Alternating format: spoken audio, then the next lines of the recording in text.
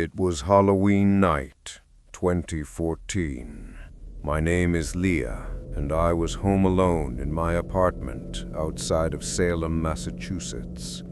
The neighborhood was quiet, too quiet, even for the suburbs.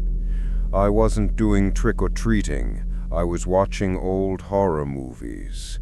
Around 10 p.m., the last wave of trick-or-treaters subsided, and the streetlights cast long, distorted shadows across my living room. That's when the first anomaly occurred. I was scrolling through my phone when I heard a distinct sound, 3 quiet, almost polite taps on my bedroom window. My bedroom is on the 2nd floor.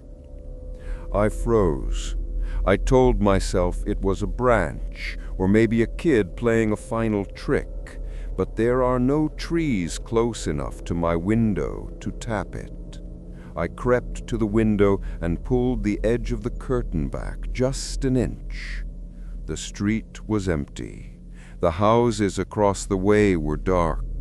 But directly beneath my window, I saw nothing. I stayed there for 5 minutes, paralyzed by the silence. Then I heard it again. This time it wasn't a tap. It was a faint, low scratching sound, right where the window met the sill. It sounded like fingernails dragging across glass, slow and methodical. I backed away instantly. I was breathing too heavily, and the silence of the apartment seemed to amplify every sound. I walked back toward the bedroom door, gripping a heavy metal flashlight. As I passed the living room window, I noticed something in the sheer reflection of the glass. The reflection showed the inside of my dark apartment, and in the reflection, standing right behind my sofa, blending completely with the deep shadow, was a figure. It was tall and seemed to wear no mask. Its clothing was dark, almost indistinguishable from the corner where it stood. It wasn't moving. It was just standing there, perfectly still, consuming the ambient light. It was looking not at me, but past me. I didn't turn around. I couldn't move. I forced myself to stare at the reflection. I backed away, step by agonizing step, without breaking eye contact with the reflection. I reached the hallway closet, threw open the door, and locked myself inside, slamming the metal flashlight against the door handle. I heard nothing from the apartment for 30 minutes. No footsteps, no door creak, only the relentless deep drone of the silent night. When the police finally arrived, they searched the apartment. The windows were locked, the doors were bolted. The apartment was empty. The only evidence was a faint, dust-free streak on the glass of my 2nd-floor bedroom window, as if something had been pressing its body against the outside pane. I know what I saw in the reflection. It was an entity that had perfected the art of standing still, waiting for Halloween, the night when the boundaries blur and the unseen are allowed to watch you in your own home.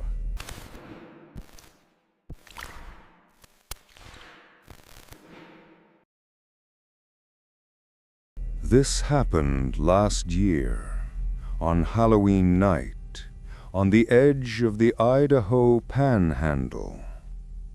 My friends and I decided to go to Farmer Giles' famous pumpkin patch, known for its massive corn maze.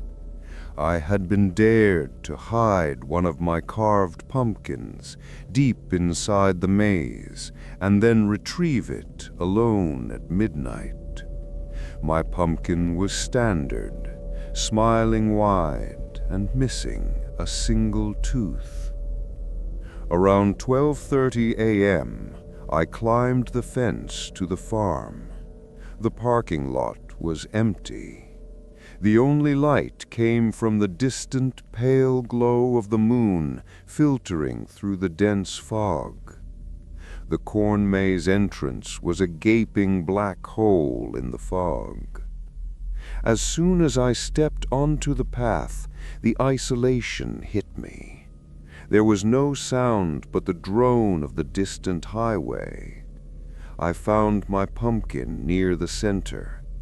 It was sitting on a bale of hay, still smiling, but something was wrong. The single missing tooth I had carved was gone. Instead, there was a second mouth carved beneath the first, a small, jagged cut that looked freshly made. I crouched down, examining the new tut, and that's when I heard a sound from the row directly behind me.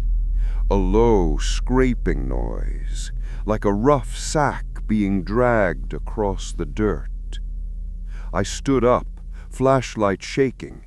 "Josh, Maria, stop playing games!" The scraping stopped immediately. I scanned the dark aisles. Nothing. But the silence that followed was oppressive. Then I saw it. At the far end of the row, maybe 30 yards away, stood a figure.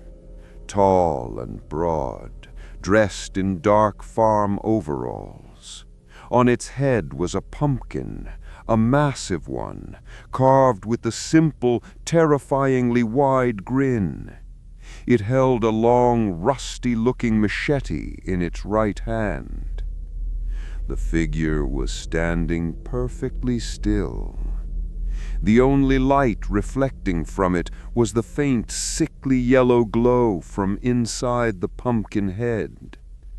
I dropped my own pumpkin and ran. I didn't care about the maze. I crashed straight through the cornstalks. The heavy thud, thud of the figure's footsteps, accompanied by the low scraping of the machete dragging the dirt, started immediately behind me. I burst out onto the foggy road and glanced back. The figure stood at the maze entrance, a grinning, pumpkin-headed silhouette against the pale moon.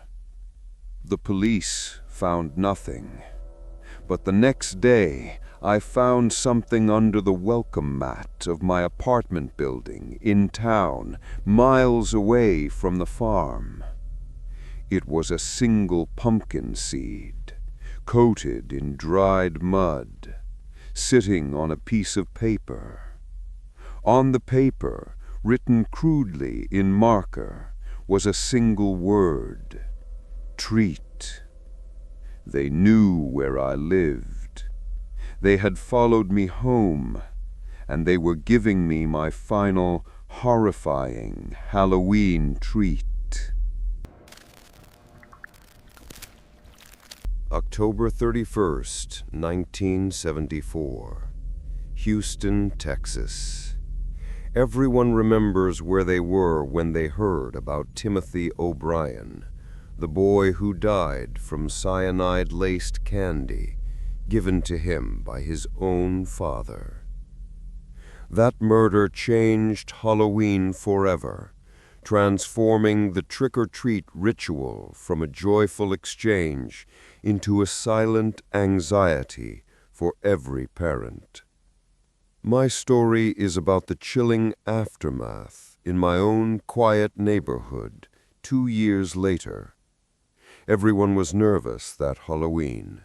We were told to only accept pre-packaged candy from houses we knew. My older sister, Sarah, and I were collecting candy when we came upon a dark house on the corner of Elm Street. It was the only house with decorations, a large, elaborate scarecrow sitting motionless on the porch swing. A woman opened the door. She looked exhausted, her makeup smeared, wearing a simple dark robe. She held a large bowl of what appeared to be homemade unwrapped caramel apples. Sarah instinctively backed away. "No, thank you," Sarah muttered. "Just packaged stuff." The woman smiled, a slow, sickly smile that didn't reach her eyes. "Oh, but these are special treats," the woman said. "These are offerings for the hungry spirits. It's Samhain, dear, the night the boundary blurs." She stepped back inside the dark house and left the door slightly ajar. We heard a strange, deep rasping sound coming from the living room, like someone struggling for breath, or maybe a massive cat purring. Sarah and I ran. We didn't stop until we got home. When we told my father, he was furious. He marched back to the house on Elm Street, determined to talk to the woman. When he returned 20 minutes later, his face was ash gray. "There's no woman there," he said. "The house is empty. But the front door was open. I looked inside. The living room was completely empty, stripped bare. But on the floor, beneath where the couch should have been, I found this." He held up a piece of thick, dark fabric. It was a fragment of a simple, dark robe. But what chilled us all was the note pinned to the scrap of fabric. It was written in a formal, elegant handwriting. "The spirits accepted the offering, but they were still hungry for the one who refused to participate." The following year, the house was bulldozed, but I never forgot that the woman in the robe wasn't just offering candy. She was offering a choice to honor the hungry spirits of Samhain. I often wonder if that terrible rasping sound we heard was just the wind, or the sound of something starving, waiting for us to cross the threshold and become the final, most terrifying offering.